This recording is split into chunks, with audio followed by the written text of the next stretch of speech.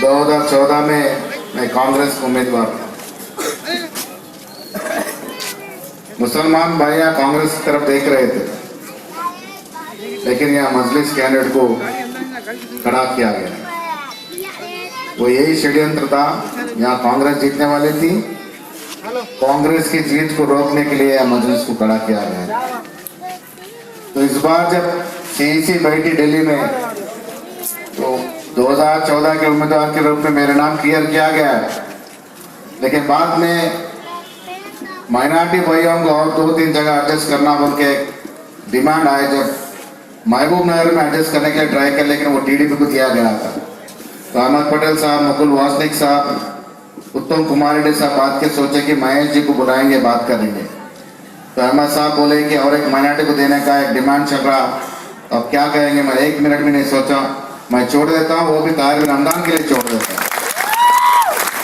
कोई और नाम हैदराबाद का बोले थे कि बहुत पैसा है, फाइनेंशियली बहुत है, कर सकते। मैं बोला बाहर वाले को दिए तो बदनाम हो जाते, दिए तो ताहिर बिन हमदान तो आपको दो, आप मिलके काम करेंगे। तो ये सिलसिले में ताहिर बिन हमदान को सीट आया।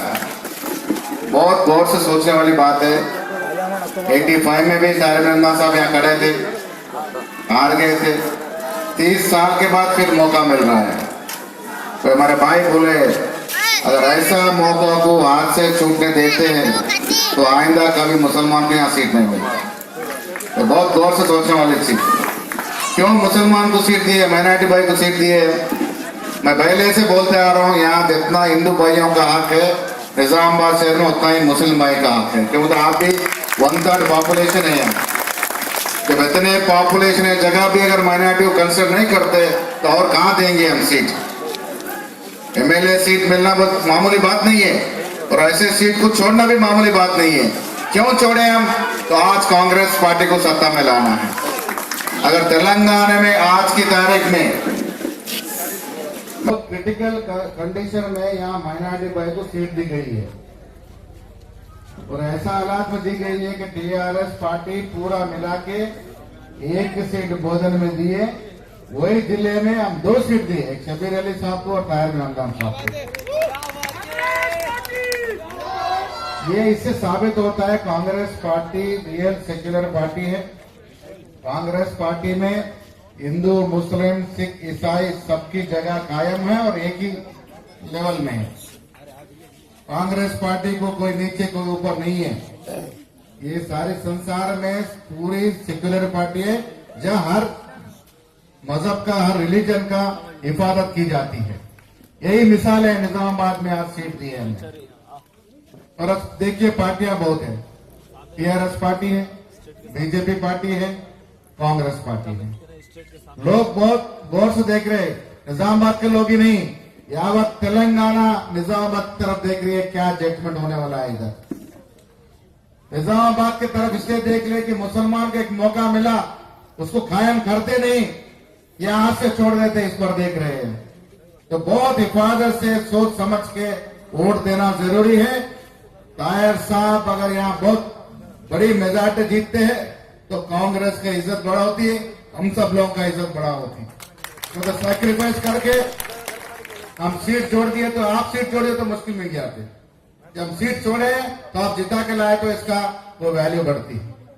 अब टीआरएस वाले आ रहे हैं, बहुत सारे कहानियां बोल रहे, शादी मुबारक बोल रहे, पेंशन बोल रहे, कई चीजें बोल रहे। ठीक है, नया दे रहे आप थोड़ी।